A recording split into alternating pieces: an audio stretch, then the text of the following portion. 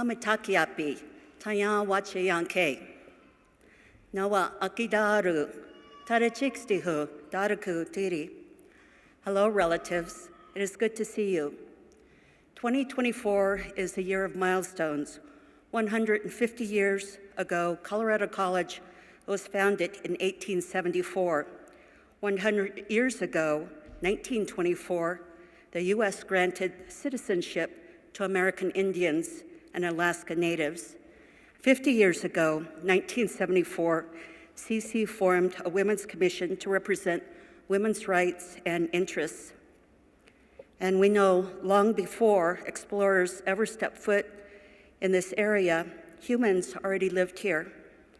Today, we acknowledge that the land of the Pikes Peak region, where Colorado College is located, is the ancestral homelands and traditional territory of the Nuchu, also known as the Southern Ute people, Ute Mountain Ute tribe, and the Ute Indian tribe of the Uinta and Ouray Reservation. Other nations with historical, cultural, and spiritual ties to this land are the Haisen-Dayan, or the Hickory Apache, Inanna-Ena, or Arapaho, Tsitsisa, or Cheyenne, Numina, or Comanche, Koigo, or Kiowa, and Pawnee, or Pawnee. To allow for American settler colonialism, early U.S. national policies were designed to break down indigenous communities, cultural identities, and traditional practices. We are aware of the painful history of genocide, forced relocation, broken treaties, assimilation through Indian boarding schools, and land theft.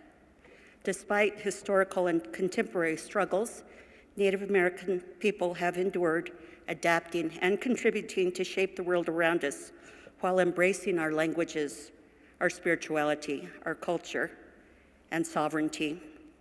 We acknowledge that the land continues to hold the values and the prayers of our ancestors. To our winter graduates, you have reached a milestone of your own as you receive your degree. Wherever you are in the future, I urge you to continue to learn the names of the original people of the land that you are on. Think of the Maya if you're in the Yucatan, or the Dakota if you're in Minnesota. Then consider the complexities of indigenous histories and colonization of the land. Congratulations to you all. Tinkashla, Wokia Nechokte, Mitakoye Oyasan.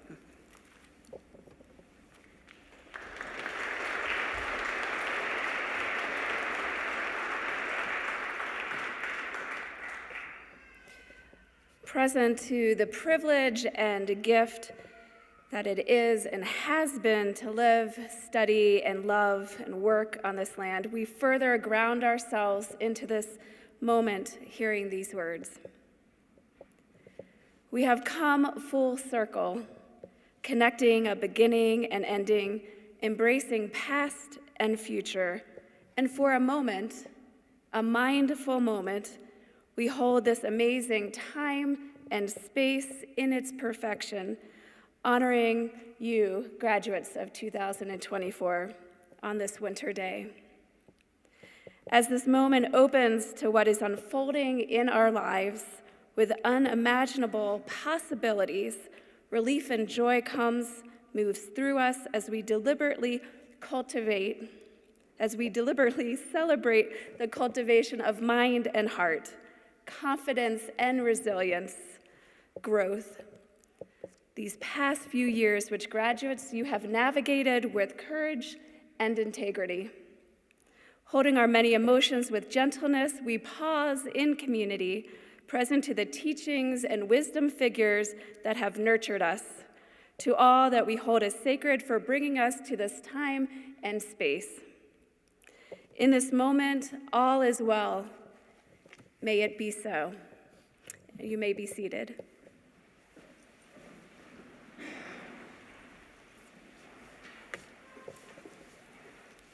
Good afternoon. Thank you all so much for being here to celebrate our amazing winter graduates. Families, friends, faculty, and staff in the audience today, you play an important role in our students' journeys, and I'm grateful to each of you. To our graduates, congratulations. I am so proud of all you've accomplished here at Colorado College, but more importantly, I'm proud of the people you've become. Your college experience is a time for discovering passions, exploring identities, and finding what brings you joy and fulfillment. These things will change throughout your life, but the time you've spent here has laid a firm foundation. You have spent 32 blocks in class. That is 1,728 hours in conversation with your peers, sometimes informed by the readings and sometimes not. You showed up to lab, whether it was under the stars or with a pipette in your hand. You wrote papers, calculated answers, crammed for exams, and hoped that next block your professor wouldn't start class until 9:30. And throughout it all, you resolved unexpected outcomes and worked with classmates, professors, and community partners to find creative solutions to complex problems. You've practiced synthesizing information across different perspectives and disciplines to develop an informed opinion. And because of the nature of the block plan, you've learned how to focus deeply and adapt quickly in and outside of the classroom. You spent many hours advocating for your peers on campus, serving the local community, and pursuing independent projects. For example, graduates like Mauricio Arazo, a first-generation Latino student from Georgia, who served as president of the Minority Association for Pre-Health Students. And Ren Coriel, who worked with the Butler Center to co-found the Queer and Trans Collective at CC. And Ashley Stewart, a Division I student athlete whose thesis research examines competitive balance in European women's soccer. This is what it's all about. Studying the liberal arts is not learning just for the sake of learning. It is developing the knowledge, confidence, and courage to change the world for the better. We live in a society that is more divided than ever, where people are quick to assume the worst of each other, unwilling to seek understanding, and eager to surround themselves with like-minded opinions, where humanity is marginalized in favor of power, and where empathy is overshadowed by self-interest. As graduates of Colorado College, there is one thing I expect for you to carry throughout your lifetime. You have a responsibility to others, even if it means you get less in the process. Because a liberal arts education is not only about you, it's about all of us. Your education has equipped you to tackle some of the biggest challenges facing the world today and to seize the biggest opportunities, from social justice to environmental sustainability to the changing face of technology and AI. And I know you can do it. Through 13 years as a professor and administrator here, I have witnessed firsthand how passionate, kind-hearted, and driven CC students are. I want you to take that passion and apply all the tools you've learned at CC to take action and transform lives. You can leave this world much better than you found it for generations to come. And I hope that you've learned through all of the, if you're like me, sometimes undesired group work, that the impact is even greater when you work together. The power of collective action is undeniable and can accelerate change much faster than can be done alone. When you're used to being independent and a high achiever, it can be difficult to ask for help. But the vulnerability to ask for help can become one of your greatest qualities if you remember to ask others if they need help too. The most meaningful change happens when we care deeply for each other and actively seek to understand needs and experiences. Being a liberal arts graduate means assuming you do not always know the full story, leading with questions and staying true to your values while knowing it's okay to change your mind. Change is a process that takes time. You'll have bursts of quick progress followed by a roadblock. You won't accomplish everything in 3.5 weeks, and that's okay, because impact takes a lifetime. When it feels like you're barely inching towards your goals, I promise you that in 50 years, you will look back and be astounded by all you've achieved. Celebrate the small wins along the way. Have patience, give yourself and others grace, and remember to rest. The battle is not yours alone. But there is no one like you. No one else who shares your specific combination of lived experiences, interests, relationships, and now your education. I hope you will use the uniqueness of who you are to build a brighter future for all of us. Once again, I'm so proud of you, and I can't wait to see where your journeys take you next. Please keep in touch with friends, professors, mentors you've met here at CC. Don't hesitate to reach out to fellow alums for support, friendship, and solidarity. You may be surprised that even across generations, we share values. And always know that you have a home here, so come back often. It is now my pleasure to introduce Dr. Nikki Coomer, Assistant Professor of Education and holder of the Manya Whitaker Professorship in Education at CC. Dr. Coomer has been a faculty member in the Education Department for 3 years. She has taught for the Stroud Scholars and Bridge Scholars programs and has designed and led a study abroad on progressive pedagogies in Italy. She's led professional learning workshops for the Crown Faculty Center, taken students to national and international conferences, and connected students with leading national and international scholars in disability studies and education. She's a co-editor of multiple voices, Disability, Race, and Language Intersections in Special Education. She was named the 2023-24 Lloyd E. Warner Teacher of the Year by CC Student Government Association and is beloved by so many on our campus. Please join me in welcoming Dr. Coomer.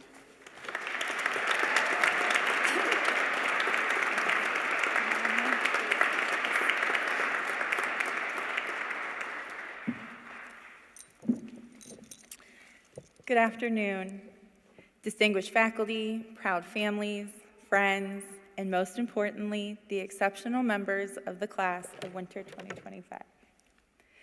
It is an honor to be here with you today as you celebrate the end of your undergraduate journey. I hope you know we are so proud of you and excited about what lies ahead for you. You have your youth, your energy, your idealism, and now your degree. I am continuously grateful to be part of the Colorado College community. It's an honor to be a teacher, but really something special to be able to teach our CC students. Before I go on, I want to mention really quickly that I'm aware of the paradox of giving a speech entitled Practicing Magic at an institution whose motto is science and discipline in what appear to be wizard robes. And it does feel weird to say the word magic, honestly, in any formal context. But the older I get and the more opportunities I have to teach another year, the more I realize that the leap between magic and logic isn't that far. If anything, I've learned that science, or at least the curiosity it takes to pursue the answers to our biggest questions, and discipline are exactly what we need to allow the possibilities for magic to happen. So really quick, and if you've taken my classes, you know I never start anything with the phrase really quick that actually ends up that way. But really quick, for those of you who don't know me, I am a professor of education here at CC.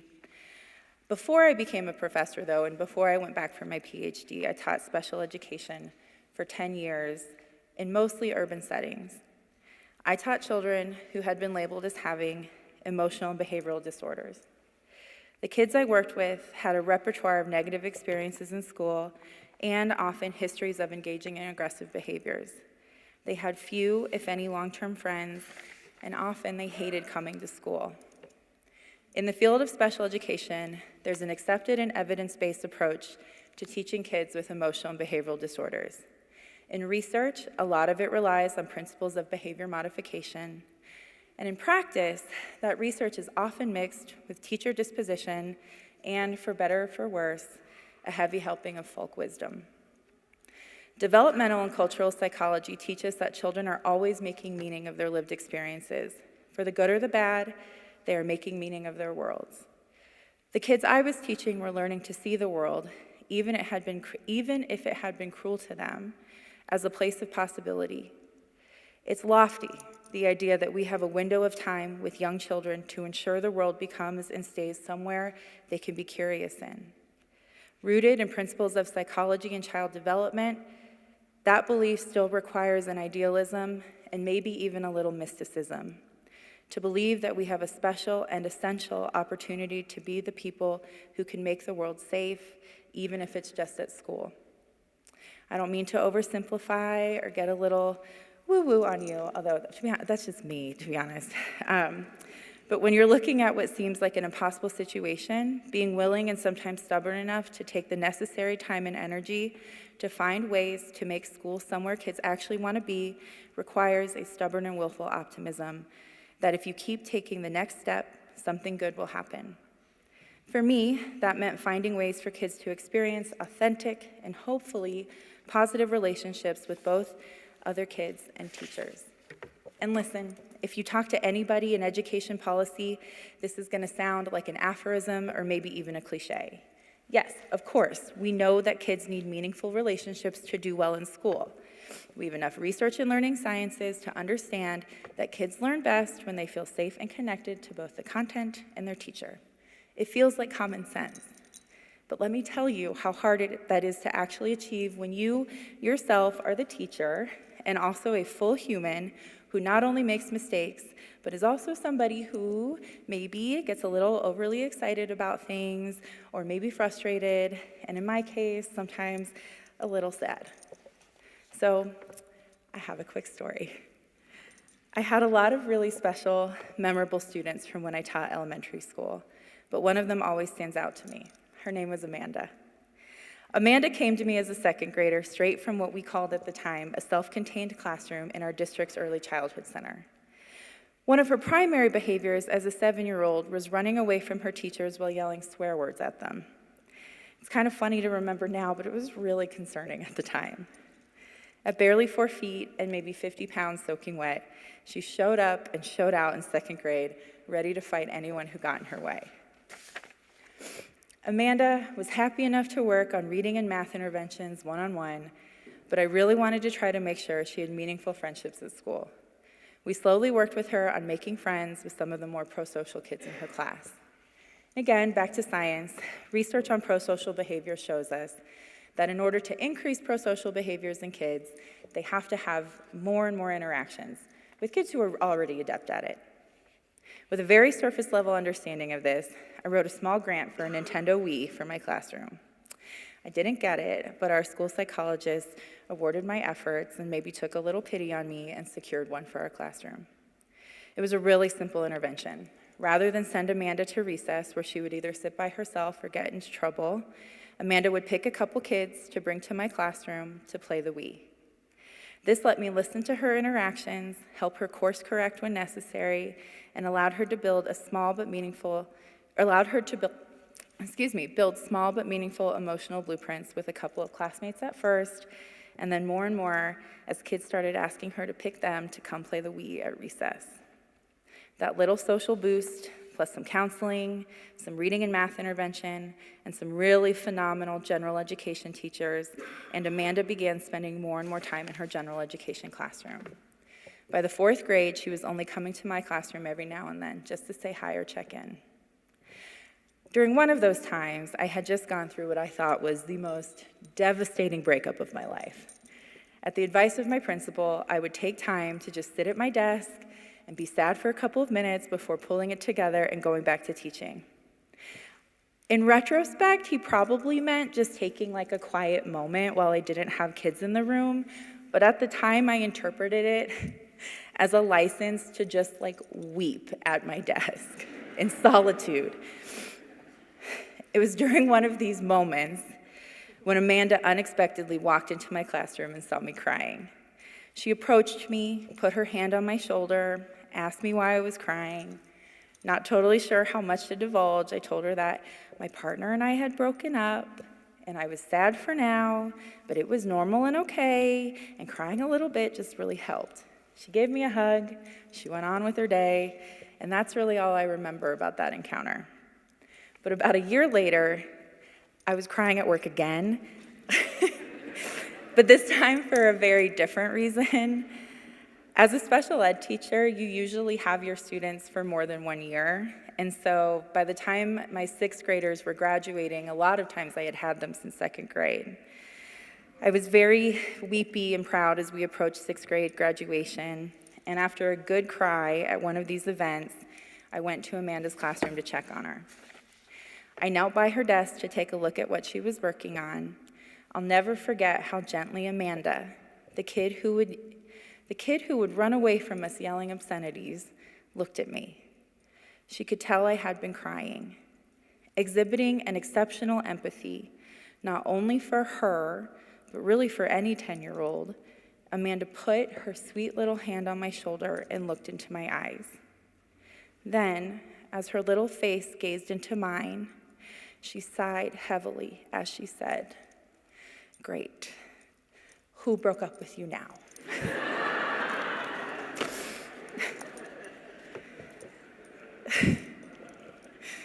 It became clear to me in that moment that Amanda's confidence had, slowly and over a lot of time, and many, many small but meaningful interactions, increased enough for her to quietly and effortlessly roast me in the middle of her math class. By the time Amanda went to 5th grade, she had a solid group of friends. She didn't need to come to the resource room to play Nintendo anymore, but instead went to recess and lunch in the cafeteria with her peers. And maybe, most importantly, she stopped running away from us and at least swearing at us out loud. Amanda grew up and went on to become an RN. Sadly, she passed away in a car accident earlier this year, but I have no doubt that she was an exceptionally empathetic, if not honest, nurse, and I am always still so very proud of her. So the reason I'm telling you that story today is because I tell my students all the time that what's beautiful about working with kids on building an emotional blueprint is that it's the many, many micro interactions that build that repertoire of experience for you as the teacher and a lot of times the kids you're teaching. And inevitably, and honestly, Ren, this is a lesson that I learned from you in one of our conversations. Inevitably, you're going to mess up. You're going to say something you don't mean. You're going to react in a way you wish you hadn't, and you will sometimes, unintentionally, say something hurtful. But like with almost all of our relationships, when we are working from an honest and an intentional place, it's somewhat rare that one awkward or hurtful interaction ends up being as catastrophic as it feels. When you're a teacher, you wake up the next morning, you put on some machine washable clothes that you don't mind getting whiteboard marker on and some comfortable flats, and you go back into your classroom and you try again. Every day you have a chance to go back and make that place better than it was the day before, for you and for the kids you teach. So I know that the jump from teaching elementary students in urban and rural public schools to college students at one of the most elite and selective private liberal arts schools in the country might seem like a big one. But to be honest, it hasn't felt that way. The basics seem the same.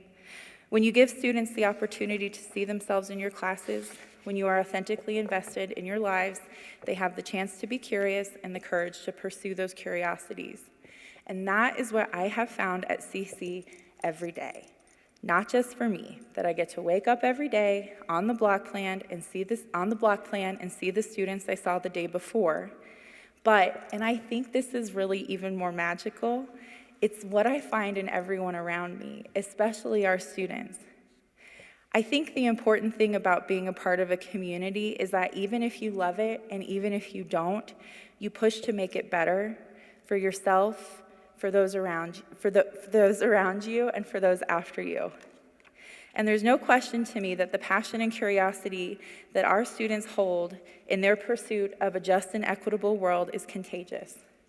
Because of that, there is a whole community of people who are unfailing in their dedication to make this place, our campus, and the world at large better than it was the day before.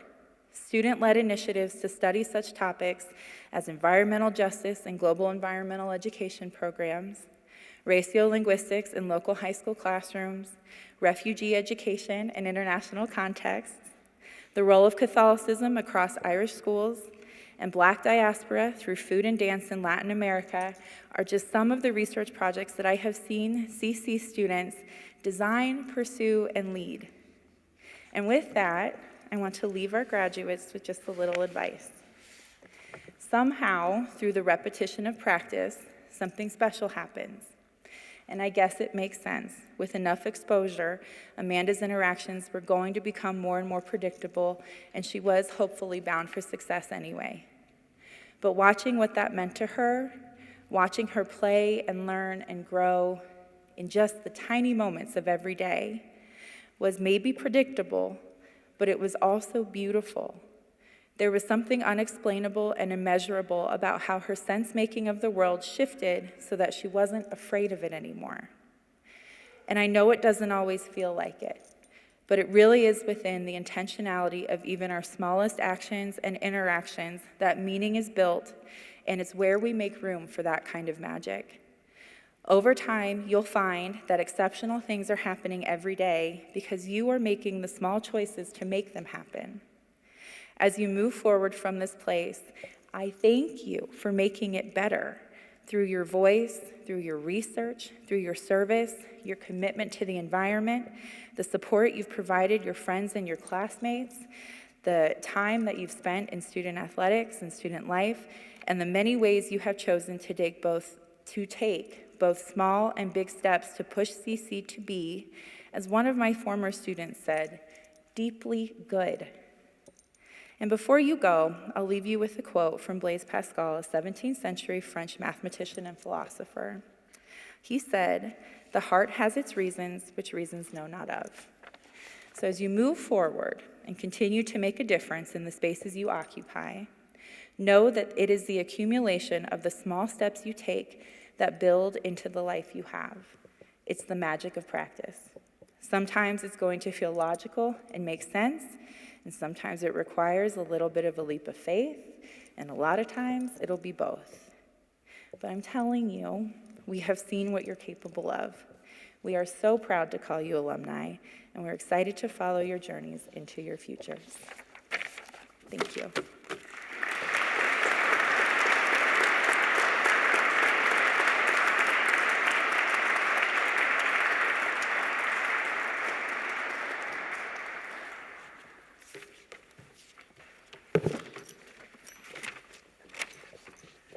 Will the candidates for the degree Bachelor of Arts please stand?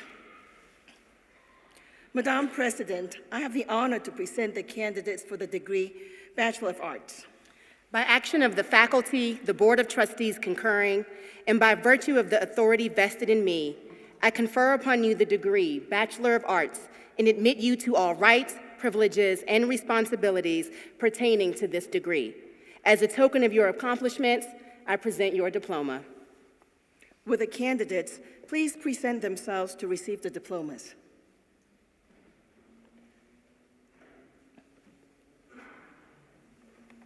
Ruben Alter.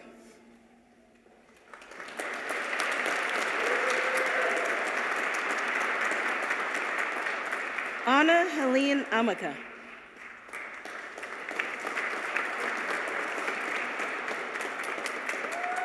Jake Arculi.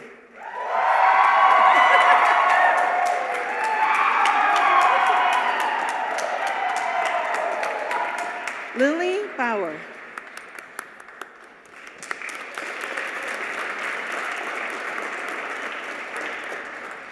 Mackenzie Katrina Boyd.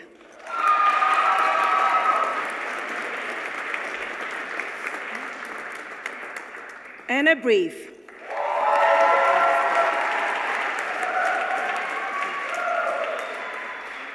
Max Tressa Brown.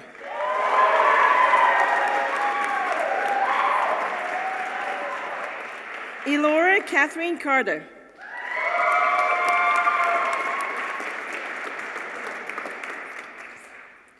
Avery Bardis Thorne Carey.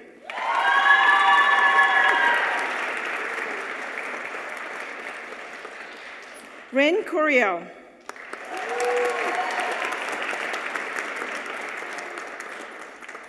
Mauricio Antonio Eraso Jr.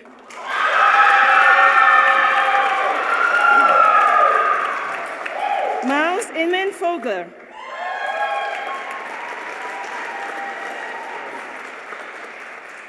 Juliana Giornazzo.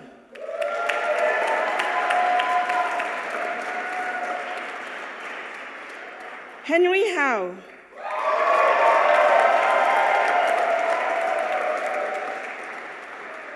Oliver Kendall.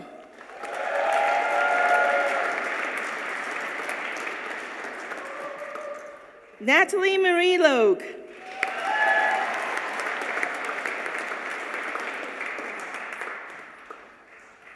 Destiny McLaws.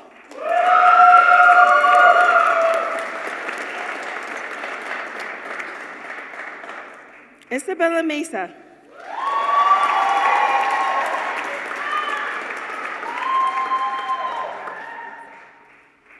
Yiming Pan.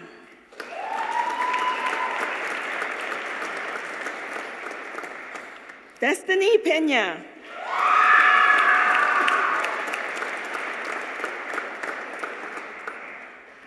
Gigi Perkins.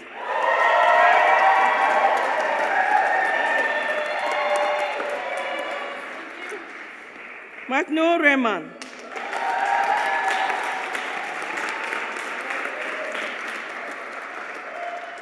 Promise Smith.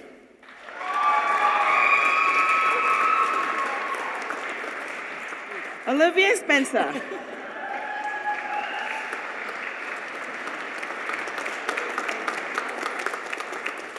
Ashley Stewart.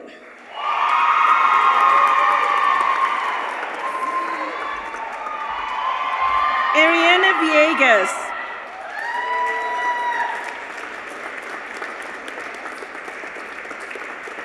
Charlie Wagner.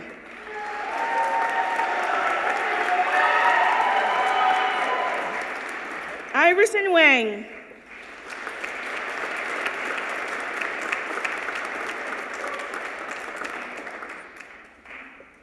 Alexander Ward.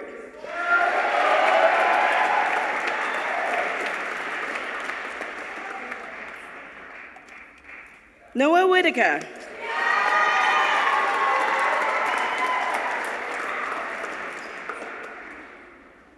Valerie Wing Yi Zhong.